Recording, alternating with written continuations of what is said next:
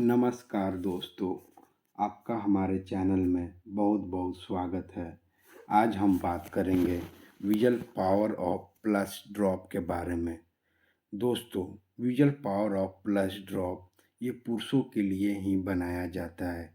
आज हम बात करेंगे विजुअल पावर ऑफ प्लस कैसे इसका उपयोग करना है और कैसे इसको लेना है। ये किस तरह के प्रॉब्लम में इसको ले सकते हैं, जैसे कि मैन पावर को बढ़ाता है, साथ ही साथ इराइल डिसफंक्शन, लिंग में तनाव नहीं आते हैं, लिंग में तनाव बिल्कुल ख़त्म हो जाते हैं।